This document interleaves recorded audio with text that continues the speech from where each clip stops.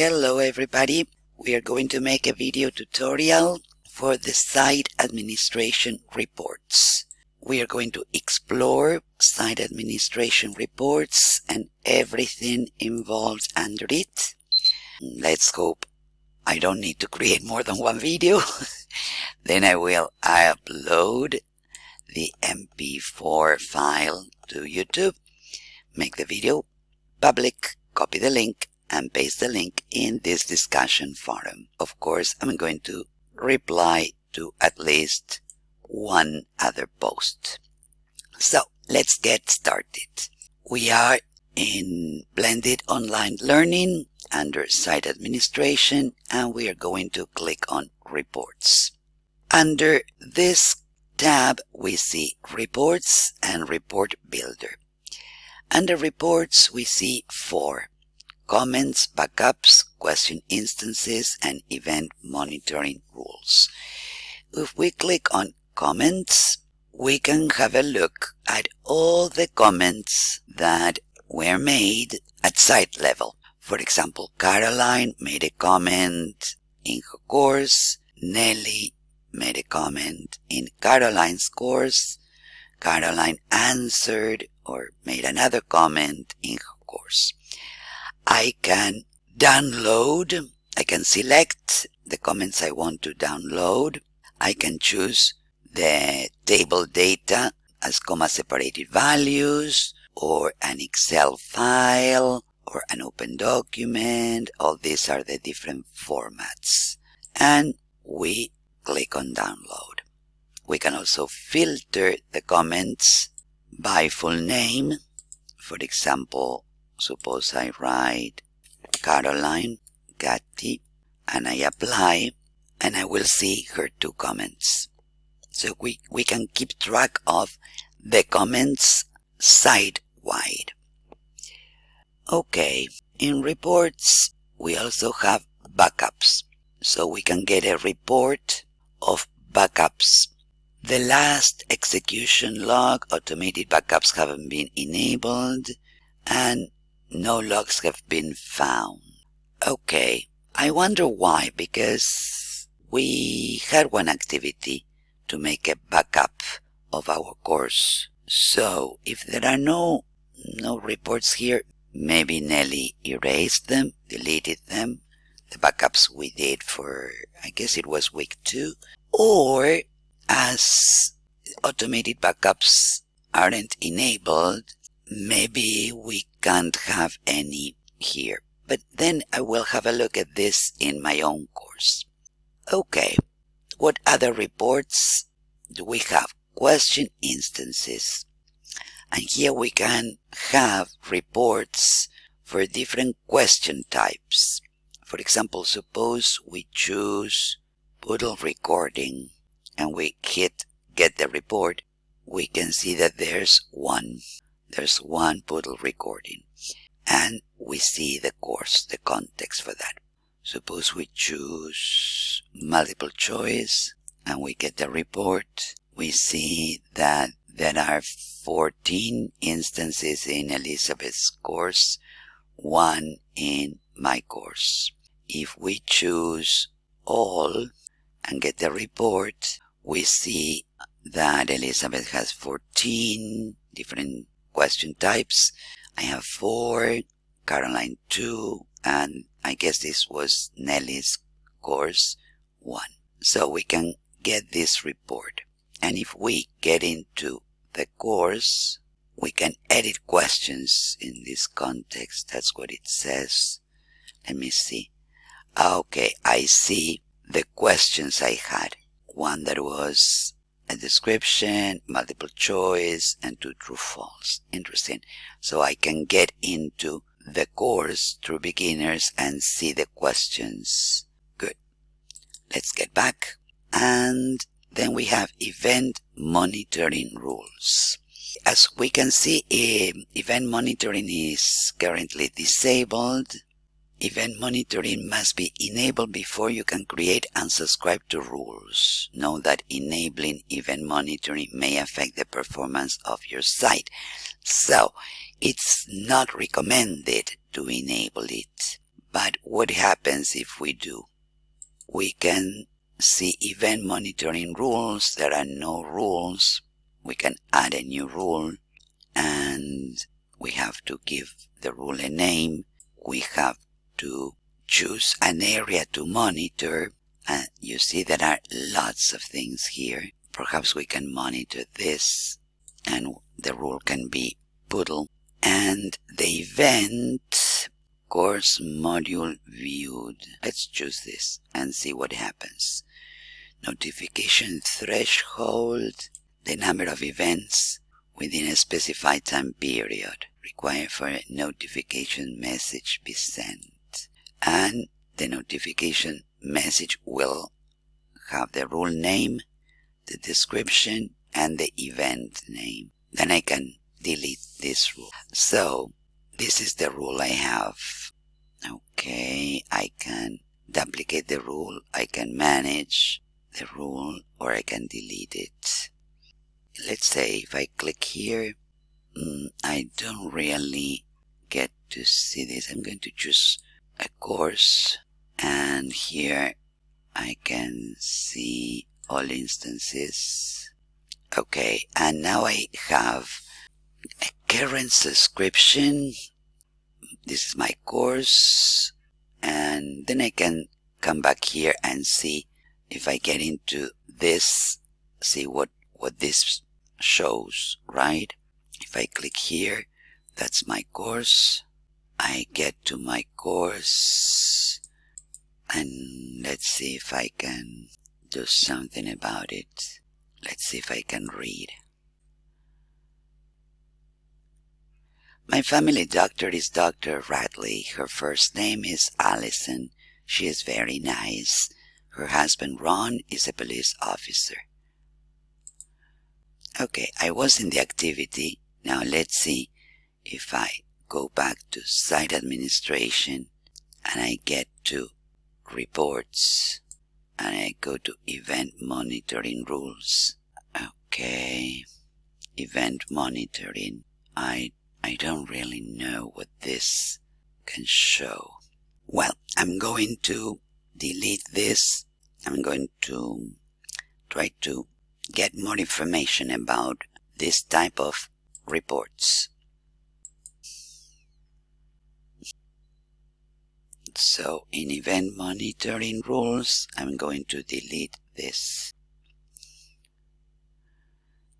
And I'm going to disable, so I don't make many changes to Nelly's site.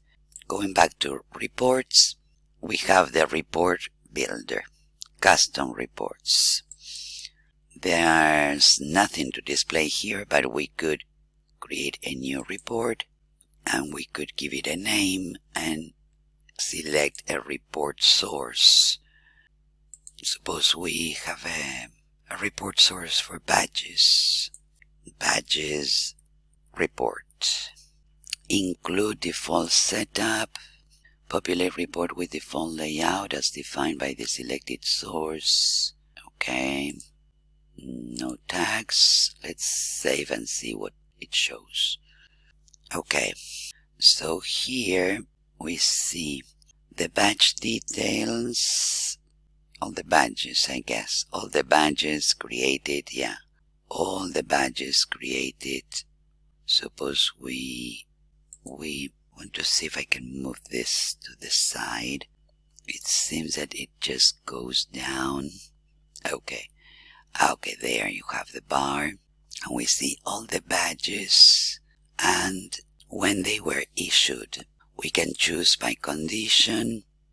That means report conditions allow you to limit which data is displayed when the report is viewed. We can also choose filters, and we limit the report to data, which data to be displayed. We can also use sorting by name, full name, or date issued. And the card view allows you to define the layout of your report when viewed or narrow devices. columns with collapse beyond the limit set here. Okay, so we can choose how many columns to see, for example 4, and let's see what it shows. I don't get to see this. Okay, I'm going to put 1.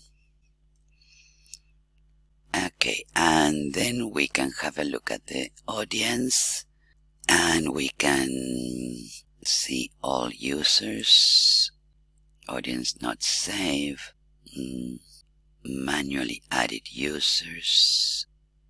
I don't really understand what this is about. Schedules. Schedules, nothing to display, but we can create a new schedule for batch reports. The name, starting date, and if it's a recurrent, we can get reports daily, weekdays only, weekly, monthly, annually. That's interesting. And the audience, there are no audiences for this report. The message content, and we can save it in advanced. If the report is empty, send message with empty report. Okay, if we click on save, we have to put a name, badges report, save. We have to subject badges report. We have to write a body. Well, I'm not going to do this. I don't want messages for Nelly to come to her email. Okay, but we can set a schedule for these reports, and we can also check on the access, nothing to display, but we can choose full name or email address. Okay, that's very interesting. Let's see. Okay, now we have this one, but we are going to delete it because we don't want this to affect Nelly's site. Okay, so we can create custom reports, special reports we want to have a look at. Okay, but if we get into our course, in this case my course is True Beginners, we can see in the blue strip report. So if we click there, we see different kinds of reports. Reports of activity completion, course participation, activity report. Let's click on the first one, competency breakdown. Okay, and here, okay, filter competencies by resource of activity. But there are no reports here. And here we can change to the next report, course completion. It seems that Bouzian got into my course. Here we see all the participants with their emails and little boxes that refer to the different activities, and a course completion box here. And if I click here, nothing happens. I can download this, but I don't see what to do here. I cannot edit this. But if I go to activity report, no log reader enable. And how do I enable that? If I go to course participation, I can choose the activity module. Let's imagine, look back 5 days. Let's see. Oh, I see that these 17 participants have not accessed this activity. If we choose another one, let's see, I don't know, the extra material for the welcome class, and I click on go. Unfortunately, they haven't gotten into my course, I guess. And is there a way to choose all? Let's see. No. And if I click on go without choosing the activity, nothing. Okay. Now, under activity completion, okay, here we see the list of students, and let's see if I can click here. Are you sure you want to override it? Okay, so here I can mark manually if the activity has been completed. For example, suppose I want to mark I completed this. Good. And it shows with a red border that I marked the activity as completed. This is a really useful thing because sometimes a student might have had a problem, so I can override this mark and mark it as complete. Good point. Excellent. Okay, and I guess I went through all the report issues here.